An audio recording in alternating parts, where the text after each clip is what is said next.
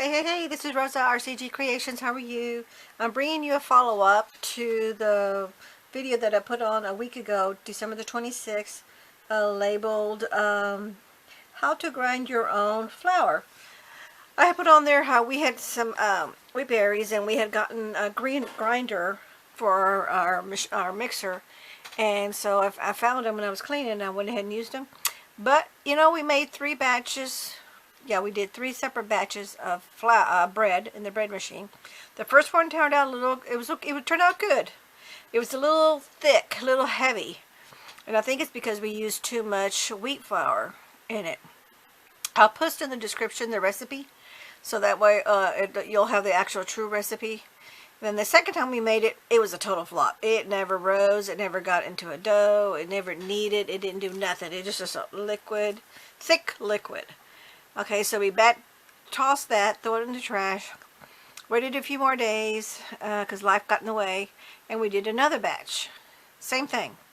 So I'm sitting there reading, my husband's reading, we're Googling, we're YouTubing, and we're going back and forth, back and forth, back and forth, and I'm just sitting here, and I was like, oh, I just realized, because I found 3 sites that said you can use the wheat berries will store pretty much 15-20 years as long as they're stored properly. Well, I thought I did. I had them in a vacuum packed with oxygen absorbers,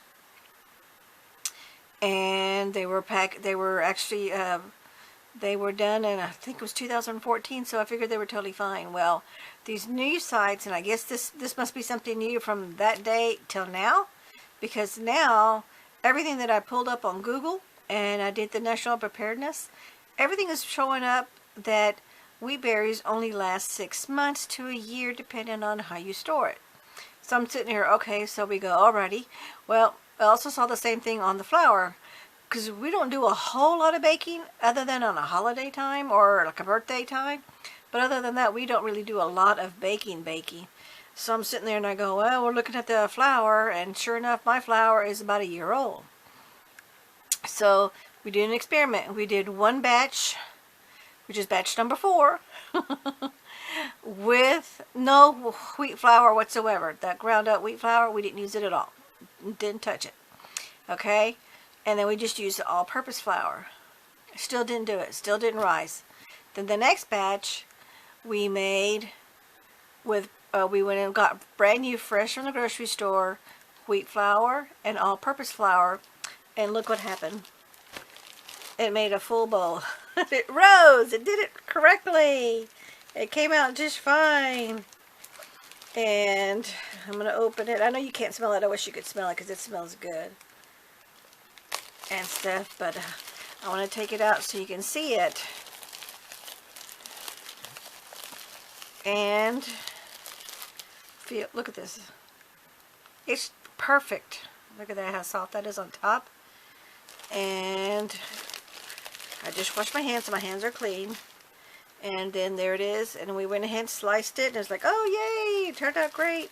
And in fact, I made French toast with it this morning. We made this yesterday. And so what it ended up happening, and then of course there's a little hole from the paddle of the bread machine. So what ended up happening was the flour, which I used all-purpose flour, which is really the only thing that I ever use. I have used self-rising in the past if the recipe calls for it, but I get the little 1-pound bag of that because I don't use it very often. And we tossed all the wheat berries. We tossed them all. Tossed all the flour that we had ground up. Well, hubby had ground up.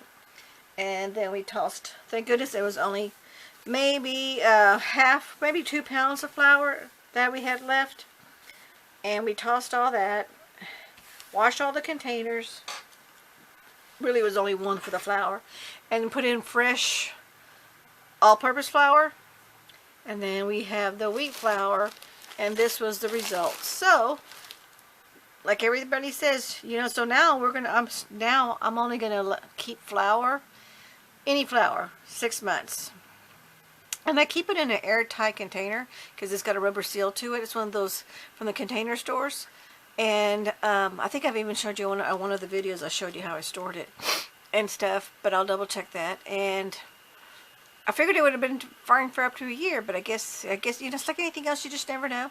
Now I do freeze my flour before, because I want to make sure, because we have no way of knowing how long that packet sat at the grocery store, how long it sat in a warehouse, and we don't know if it's got any bugs or not. So as soon as I get it home, I freeze it before I even open it, stick it in the freezer for a week, okay, and then take it out, open it, and use it.